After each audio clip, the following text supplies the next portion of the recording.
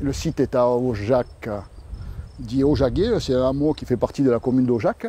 C'est un grand plateau schisteux et gréseux, puisqu'il y a beaucoup de grès et de schiste. Donc très intéressant pour les cépages résistants, et notamment les cépages anciens qui sont arrivés d'Amérique. C'est des cépages qui sont arrivés vers le 19e siècle, même un peu avant, à l'époque du phylloxéra. Ces cépages ont donné une maladie de la vigne qui s'appelle l'oïdium. L'oïdium avait anéanti pas mal de vignes dans le secteur européen et on n'avait pas de parade. Donc il a fallu importer davantage de ces hybrides des États-Unis pour pouvoir contrer cette maladie. En important beaucoup plus de cépages ou de vignes américaines, on a à ce moment-là inoculé le phylloxéra, et là ça a été vraiment fatal à toute la vigne européenne, puisqu'elle n'a pas pu s'en sortir. Donc on a essayé de greffer, de noyer les vignes, et rien n'y faisait. Il a fallu importer encore davantage de vignes et greffer nos cépages européens sur ces vignes américaines.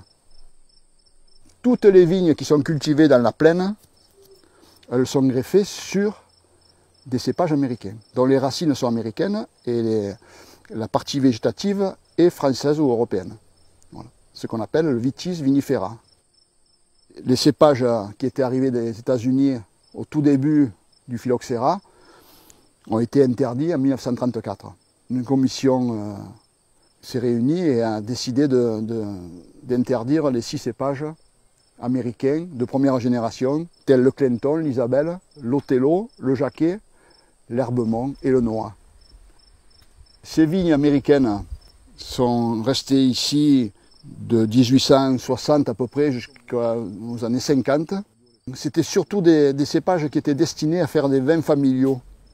Ces cépages n'ont pas besoin de traitement, puisqu'elles sont résistantes naturellement.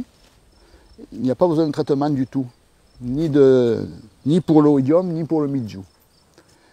Et ça se bouture facilement. Donc c'est très intéressant pour développer sa propre vigne. On ne passait ni par les vendeurs de produits phytosanitaires et ni par les pépiniéristes, puisqu'on pouvait bouturer les cépages directement au sol et créer sa propre vigne.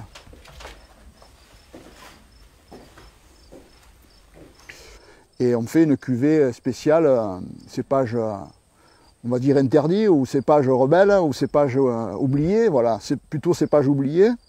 Cette cuvée est destinée aux vendangeurs, aux producteurs de ces raisins, puisque nous n'avons pas la possibilité de commercialiser. C'est toujours sous le coup de l'interdiction. Alors une fois vendangés, les raisins sont égrappés à l'extérieur, un égrappoir. Donc on n'utilise que la graine.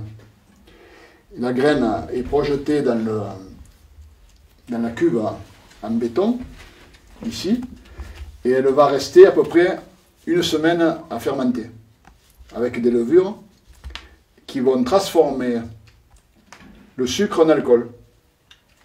Et dès qu'il n'y a plus de sucre, on soutire le jus, on le met dans une cuve en inox, et le reste de la partie solide, c'est-à-dire le grain, la pulpe et l'enveloppe, nous le passons à la presse pour faire du vin de presse que nous mélangeons dans la cuve en inox. Et dans la cuve en inox, on va rassembler le vin de presse et le vin de goutte pour faire la deuxième fermentation, la fermentation malolactique. Voilà, c'est une fermentation de désacidification du vin. Je vais jeter ça. Notre démarche majeure, c'est pouvoir revenir sur l'interdiction. Voilà. Si on revient sur l'interdiction, ça fait un atout supplémentaire pour les Cévennes. Si nous voulons arrêter cette hémorragie de désertification, il nous faut trouver une parade à l'agriculture.